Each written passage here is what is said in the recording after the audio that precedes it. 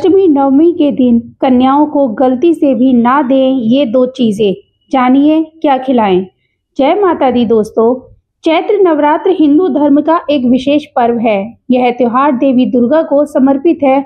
इस दौरान साधक माता रानी के 9 रूपों की पूजा अलग अलग दिन करते हैं और कठिन व्रत रखते हैं।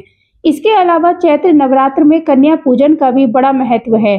कन्या पूजन में कन्याओं को देवी दुर्गा के 9 रूपों का प्रतीक मानकर उनकी पूजा की जाती है। वहीं यह अनुष्ठान इस व्रत का अहम भाग माना जाता है। तो आइए जानते हैं कि कन्या पूजन कैसे करना चाहिए। चैत्र नवरात्र में कन्या पूजन अष्टमी या नवमी तिथि को किया जाता है। इस साल अष्टमी तिथि 5 अप्रैल और नवमी तिथि 6 अप्रैल को पड़ रही है, जिस वजह से अष्टमी तिथि की कन्या पूजन 5 अप्रैल और नवमी तिथि की कन्या पूजन 6 अप्रैल को ही की जाएगी। ऐसे में आप इन दोनों में से किसी भी दिन कन्या पूजन कर सकते हैं। नवरात्रि के दौरान माता के भक्त कन्या पूजन करते हैं। माना जाता है कि कन्याओं का पूजन करने से माता का आशीर्वाद भक्तों को प्राप्त होता है।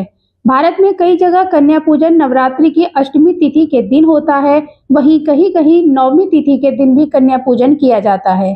तो कन्या पूजन करने वाले हैं तो किन गलतियों को करने से आपको बचना चाहिए।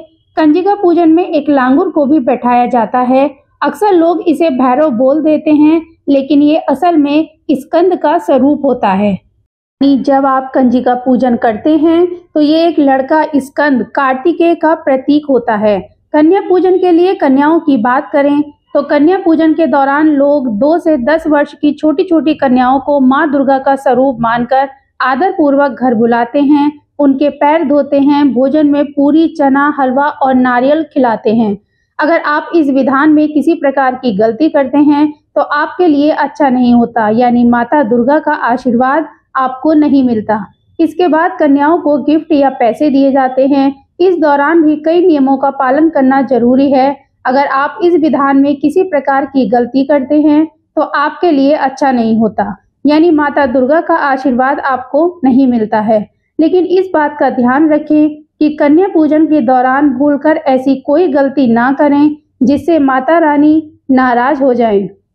कन्या पूजन पर लोग कन्याओं को कई तरह के उपहार देते हैं, जो कि बहुत अच्छी बात है, लेकिन जाने अनजाने में ऐसा कोई उपहार ना दें जो माता रानी की नाराजगी का कारण बने। इसलिए जान लीजिए कि कन्याओं को उपहार में क्या नहीं देना चाहिए। नवरात्रि में कन्याओं का पूजन माता के 9 स्वरूपों को ध्यान में रखकर किया जाता है। 9 कन्याएं 9 देवियों का प्रतीक होती हैं, इसलिए कन्या पूजन के दिन उनके आने से पूर्व ही आपको उस स्थान की साफ सफाई कर देनी चाहिए जहां आप उनको बैठाएंगे। अगर आप कन्या के बैठने के स्थान को साफ नहीं करते तो आपकी ये भूल माता को अप्रसन्न कर सकती है। कन्या पूजन वाले दिन भूलकर भी कन्याओं को डांटे नहीं, बल्कि आदर पूर्वक आपको उनका स्वागत करना चाहिए। कन्याएं आपके व्यवहार से जितनी प्रसन्न होंगी, माता भी आपसे उतनी ही प्रसन्न रहेंगी। कन्याओं के आते ही उन्हें तुरंत आसन पर आपको नहीं बैठाना चाहिए। सबसे पहले उनके पैर आपको अपने हाथों से धोने चाहिए और उसके बाद पैर पोंछकर उन्हें आसन तक ले जाना चाहिए। आसन पर बैठाकर कन्याओं का तिलक किया जाता है, लेकिन इस बात का ध्यान रखें कि तिलक करते समय कन्याओं का मुंह उत्तर पूर्व दिशा यानी ईशान कोण की ओर हो। गलत दिशा में कन्याओं के तिलक से आप माता की कृपा से वंचित रह सकते हैं। इसलिए कन्याओं के आने से पहले ही ये पता कर लें कि उत्तर पूर्व दिशा किस ओर है। आपको बता दें कि ईशान कोण को देवी देवताओं का निवास स्थान माना जाता है और इसीलिए इसी दिशा में कन्याओं का तिलक किया जाना चाहिए। अगर आप कन्या के साथ एक बालक को पूजा में नहीं बुलाते तो आपकी पूजा अधूरी रह सकती है। इसलिए पूजा में 9 कन्याओं के साथ एक बालक को भी आप अवश्य बुलाएं। बालक को भैरव का रूप माना जाता है।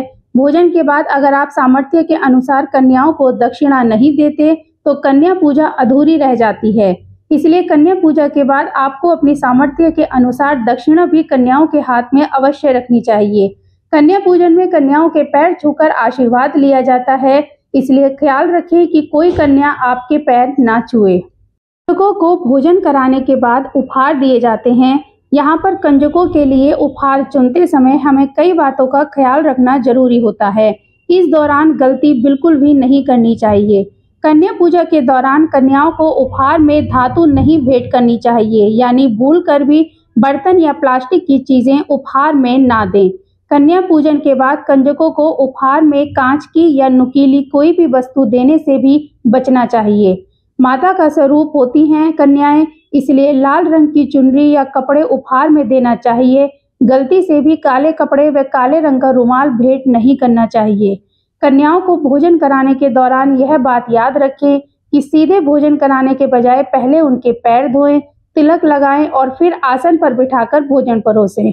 भोजन बनाने के दौरान खाना लहसुन और प्याज का नहीं होना चाहिए। छोटी कन्याएं जितना खा पाएं उन्हें आदर पूर्वक उतना ही खिलाएं। कन्याओं को भोजन और उपहार आदि देने के बाद पैर छूने का नियम होता है, भूलना नहीं चाहिए, माता दुर्गा नाराज हो सकती हैं। कन्याओं को विदा करने के बाद तुरंत ही घर की साफ सफाई ना करें, इस दौरान थोड़ा रुकना चाहिए।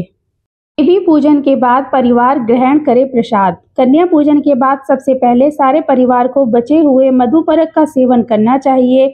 इसके साथ ही जो कलश आपने नवरात्र में अपने मंदिर में रखा है उसके जल को पूरे घर में छिड़क दें। साथ ही कलश पर रखे नारियल के जल को पूरा परिवार प्रसाद की तरह ग्रहण करे। अगर कोई कन्या आपको सिक्का दे जाए या कलश से सिक्का गिर जाए तो ये बहुत ही शुभ संकेत है। अगर हो तो आप इसे बिना किसी से जिक्र करे हुए तुरंत लाल कपड़े में बांधकर अपने गले में या अपनी तिजोरी में रख लें। तो दोस्तों, आप सभी को यह वीडियो पसंद आई हो तो चैनल को सब्सक्राइब और वीडियो को लाइक जरूर से करें। कमेंट बॉक्स में एक बार जय माता दी अवश्य लिखें।